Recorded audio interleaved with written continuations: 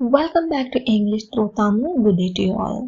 இன்னைக்கு எங்களோட essential tips in Englishல your வேறுபாடு பயன்பாடு என்பதை பற்றி பார்க்கலாம். Your a possessive adjective உடைமையை குறிக்கும் பெயரடை சொல். நாம் யாரோடு பேசுகின்றோமோ அவருடைய உடைமை என்ன என்பது பற்றி குறிப்பிட பயன்படும். Your a contraction of you are, அதாவது you are என்பதனுடைய சுருக்க வடிவம்.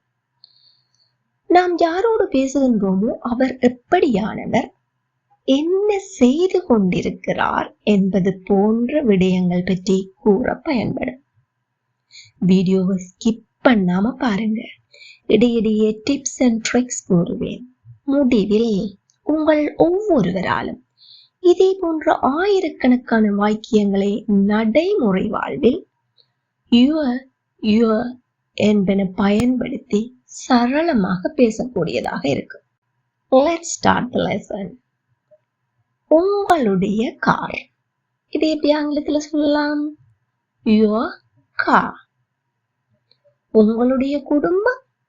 Your family. அப்போ உன்னுடைய நாய்கள் எப்படி சொல்லலாம்? Very good. Your dogs. Your dogs.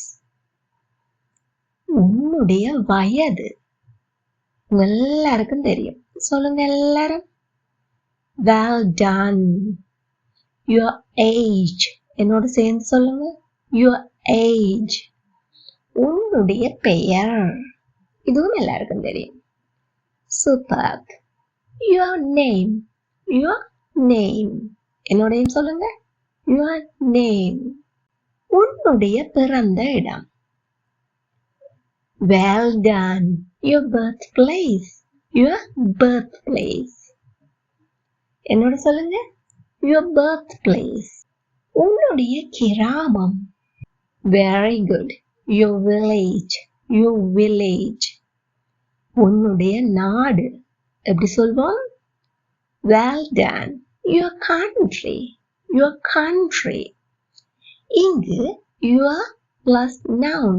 Your என்பதற்கு பின்னாடி வந்த எல்லாமே பெயர் சொற்கள்.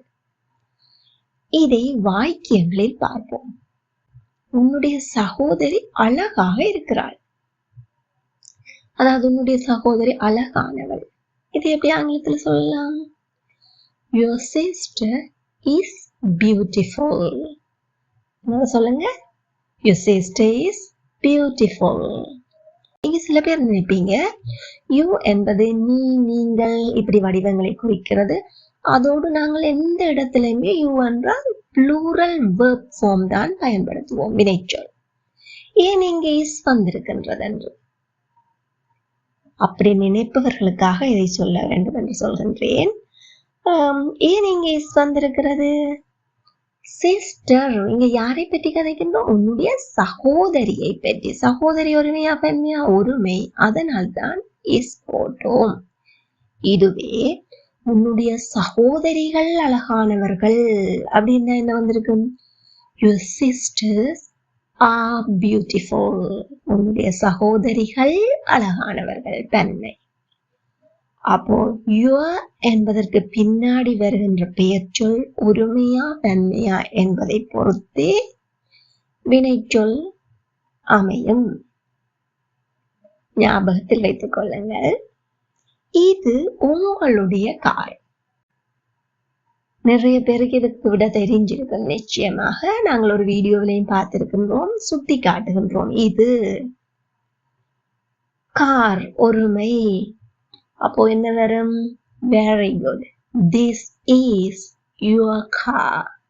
This is your car. என்னோட சேர்ந்து சொல்லுங்க. This is your car. அவை உன்னுடைய பூனைகள். இப்ப மறுபடி பாயிண்ட் அவுட் பண்ணி காட்டுறீங்க. அவை தொலைவில் இருக்கின்றன. உன்னுடைய பூனைகள் பெண்மையாக இருக்கின்றன. அப்போ அப்படி வரும். Well done. நீங்க நினைக்கிற எல்லாமே சரி. Those are your cats. Repeat after me. Those are your cats. இப்போ நீங்க ஒரு எங்கேயோ போயிருக்கிறீங்க, உங்களோட ஃபேமிலியில வந்து மிஸ் ஆயிட்டீங்க, அப்ப தேடிட்டு நிக்கிறீங்க. உங்களுக்கு தெரிந்த நபர் ஒரு ஆள் வந்து சொல்றார், உன்னுடைய குடும்பம் அங்கேயே நிக்குது அப்படின்னு. இது எப்படி ஆங்கிலத்துல சொல்லலாம்? Very good. உன்னுடைய குடும்பம், your family. Your family is there. Your family is there. இப்போ your என்பதற்கு பின்னால் இன்னொரு adjective எப்படி பயன்படுத்த முடியும் என்பது பற்றி பார்ப்போம். இரவு பக்கத்து வீட்டு நாய் குறைச்சு கொண்டே இருக்குது. அப்போ உங்களுக்கு கோவமா இருக்குது. அவரை சந்திச்சா என்ன சொல்லுவீங்க? இந்த பைத்தியக்காரங்க குறைச்சிட்டே இருக்குது. எப்படி சொல்லுவோமா இல்லையா? அதை எப்படி ஆங்கிலத்தில் சொல்லலாம்? பைத்தியக்கார நாய்கள். Crazy dogs. Your crazy dogs are barking. என்னோட சொல்லுங்க. Your crazy dogs are barking. இதுவே நாய் தொடர்ச்சியா குறைச்சிட்டு இருக்குது அப்படின்னு சொல்ல போறோம்னா எப்படி சொல்லுவோம்? Your crazy dogs are barking continuously. Your crazy dogs are barking continuously. இப்போ ஒரு ஃப்ரெண்டோட சிஸ்டர் ரொம்ப கெட்டிக்காரி. அவ போட்டி ஒன்றுல வெற்றி பெற்றுட்டா. இதை பற்றி வந்து சொல்ல போறீங்க ஃப்ரெண்ட் கிட்ட. எப்படி சொல்லலாம்?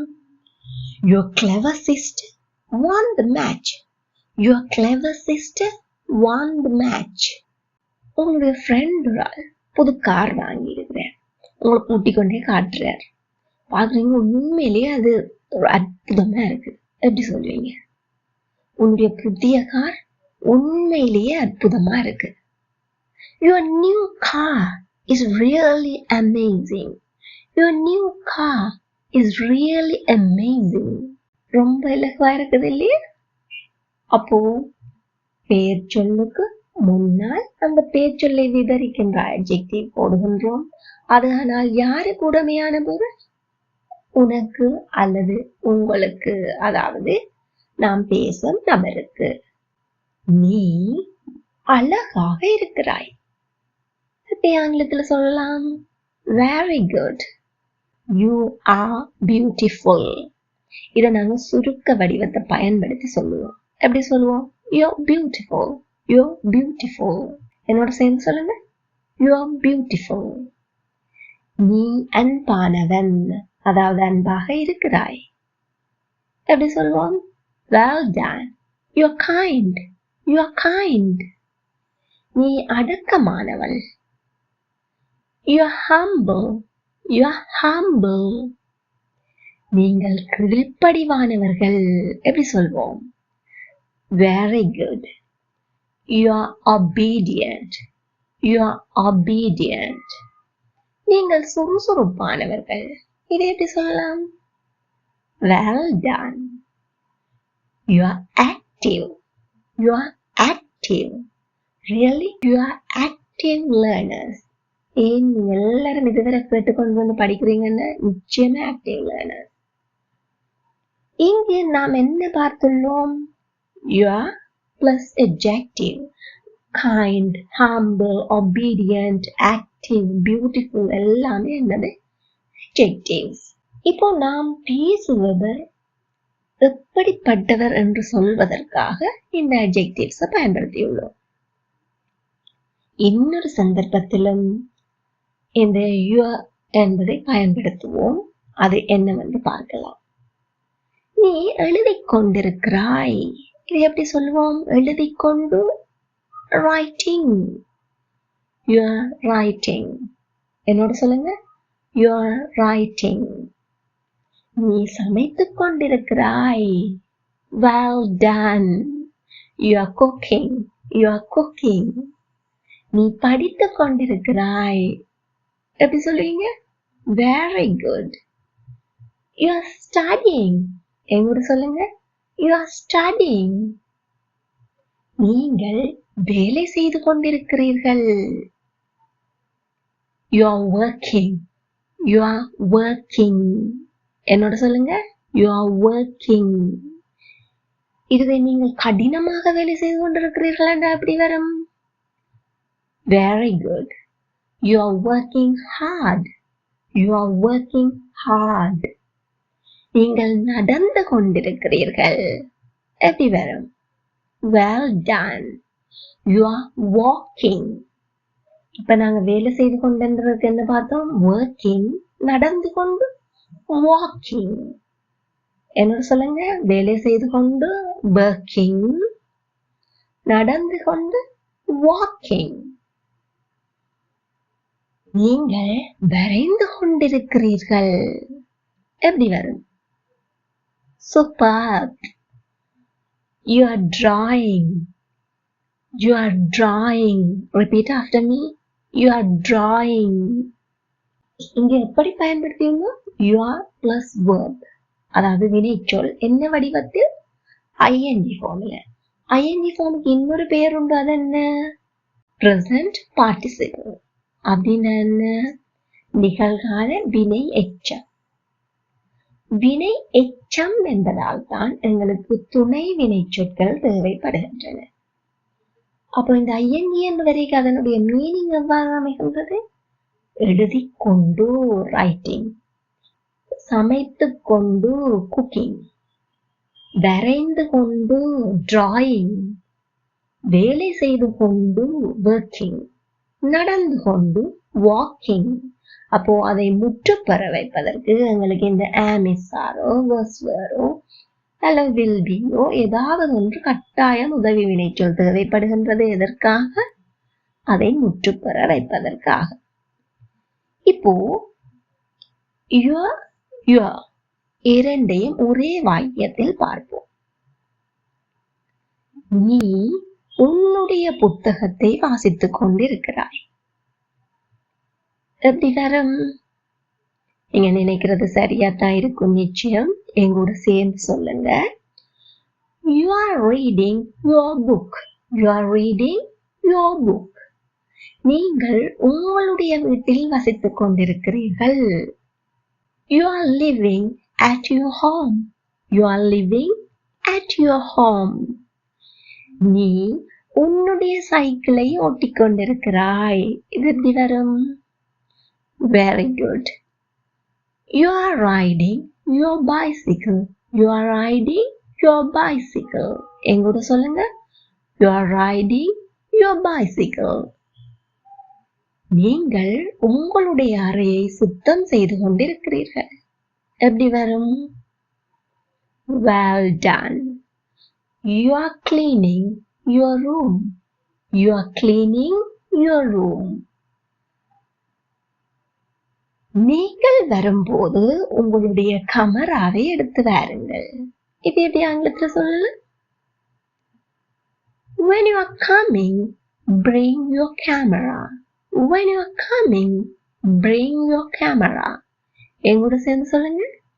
When you are coming, bring your camera. ரொம்ப ஈஸியா இருந்துச்சு இல்லையா? இப்போ உங்களுக்கான நேரம். நீ அமைதியானவளாக இருக்கிறாய். உன்னுடைய நாய்க்குட்டி அழகாக இருக்கிறது.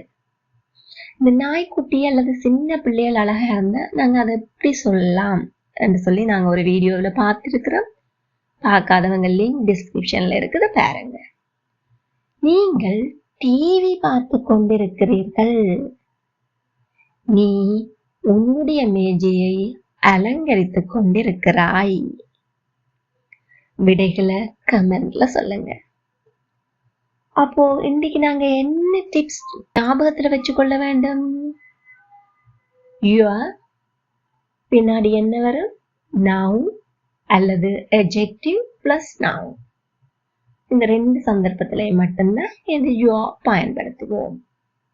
Your அதுக்கு பின்னால என்ன வரும்? நிச்சயமா ஒரு adjective தான் வரும் அல்லது verb வரும்.